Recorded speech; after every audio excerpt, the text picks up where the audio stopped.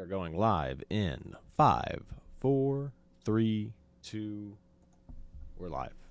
Good morning, Owasso. This is the Twins with Owasso Live, and this is the Morning Loop. It is currently 8 a.m., and it's a cold one out today, folks. It's 28 degrees out currently. It was snowing pretty good this morning I woke up at 5, so I know it was snowing at least at 5 to about 7, so it has been chilly and snowy, so just keep that in mind as you plan your drive in, because traffic here on 169 is, at least going into Tulsa, is basically a standstill. So, slow rolling, folks. So, if you weren't up early this morning, you're probably already late. So, just keep that in mind.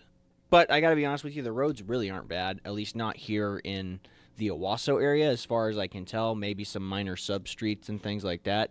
However, according to my old man, he is in Skiatook. He says some of the roads are frozen out there, but he is way up in the hills of Skiatook up near the lake. So it could be a little bit cooler, a little bit different further up north that way. So if you're in the Skiatook, maybe Collinsville area, maybe it's a little worse. But with that being said, traffic into Tulsa is slow and steady. So keep that in mind. Drive safe and keep your foot closer to your brake than your gas pedal.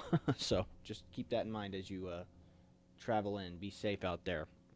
Now, as far as what's going on this week, not a lot's changed. You had that little event at First Baptist Church the other day, so not a lot going on with that. So I'm not 100% sure exactly what it was, but it was some type of child care thing, I believe. So the big event, though, is going to be tomorrow, and that is the governor's coming to speak at the Owasso Chamber of Commerce luncheon. And that, again, that is at noon at the Tulsa Tech Center here in Owasso. So go and check that out if you want to go hear the governor speak. I don't know if they're still selling tickets for those tables, but, reach out to the Chamber of Commerce, go out to their website, see if you can get tickets to go to and get a table. So, again, Governor Stint is coming here. He's going to give a little speech, and like I said, typically from when the ones that we've been to, which we've been to a handful now, there is a Q&A session at the end of it, so you can ask the governor some questions about policy and what his tentative plans are for the future of Oklahoma, and specifically maybe even the Owasso area. So keep that in mind.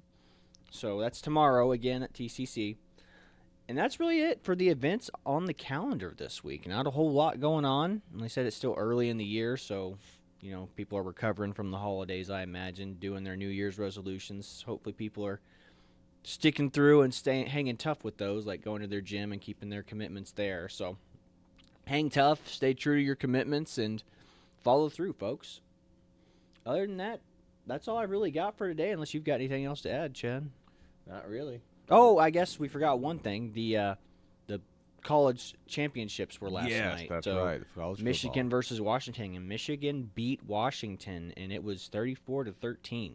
So Michigan kind of took command and soundly controlled the game for the majority of it. So they got some picks, some really good picks, and they got some easy run-in touchdowns, and the quarterback was slinging some long throws, and Michigan looked good. I'm sure Tom Brady's very proud right now. So with that being said, congratulations to Michigans. They are the official champs for this year, this collegiate season. So congrats to them.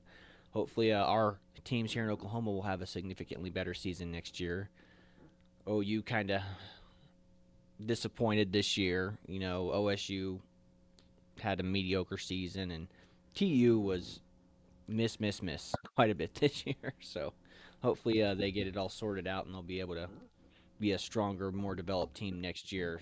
Can figure out their game plan and do a little bit better recruiting. But I have to say, as far as things go for OSU, I say Gundy did a really good job recruiting that running back he's got. So, if he can go out and find recruits like that, holy cow, Absolutely. Cowboys got a bright future ahead of them. As far as the Sooners go,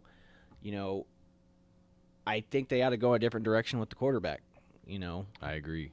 I just think that hopefully next year we just have Oklahoma team in the championship runnings versus just what happened this year. So Absolutely. nobody really cared about the championships this year unless you're from Washington or Michigan, yeah.